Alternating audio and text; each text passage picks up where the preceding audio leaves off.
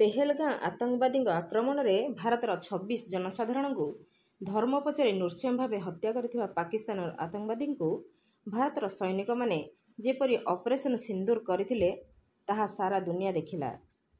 ଭାରତବର୍ଷର ଜନସାଧାରଣମାନେ ସେମାନଙ୍କ ବୀରତ୍ୱକୁ ତ୍ରିରଙ୍ଗା ଯାତ୍ରାରେ ଦୁନିଆକୁ ଦେଖାଇଛନ୍ତି। ସେହି ପରିପ୍ରେକ୍ଷୀରେ ରାଉରକେଲାର ବିଶ୍ରା ଛକରୁ ମେନ୍ ରୋଡ୍ ଦେଇ ଉଦିତ ନଗର ଆମ୍ବେଦକର ଛକ ପର୍ଯ୍ୟନ୍ତ ଏକ ବିଶାଳ ତ୍ରିରଙ୍ଗା ଯାତ୍ରା ବାହାରିଥିଲା।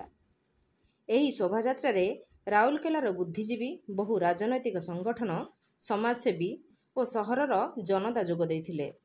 ତା ସଙ୍ଗେ ସଙ୍ଗେ ରାଉରକେଲା ଜିଲ୍ଲା କଂଗ୍ରେସ ତରଫରୁ ବିଶ୍ରା ଛକଠାରେ କ୍ୟାଣ୍ଡେଲ ଜଳାଇ ଭାରତର ସୈନିକମାନଙ୍କ ବୀରତ୍ୱ ଓ ଶହୀଦ ହୋଇଥିବା ଜନସାଧାରଣଙ୍କ ଆତ୍ମାକୁ ଶାନ୍ତି ପ୍ରଦାନ କରିବା ପାଇଁ ପ୍ରାର୍ଥନା କରିଥିଲେ। ଏହି କାର୍ଯ୍ୟକ୍ରମରେ ଜିଲ୍ଲା କଂଗ୍ରେସର ଶ୍ରୀ BN ପଟ୍ଟନାୟକ, ବାଦଲ ଶ୍ରୀଚନ୍ଦନ, ଦେବ ବିହାରୀ, ରଶ୍ମି ପଢ଼ି, ଜ୍ଞାନ ଦାସ, ପ୍ରବୋଧ ଦାସ, ବନମାଳୀ ବିଶୋଇ, ଭୀମ ମହାନ୍ତ, ପ୍ରଭୁ ଦାସ, ମାନୁ ସାମଲ ପ୍ରମୁଖ ଉପସ୍ଥିତ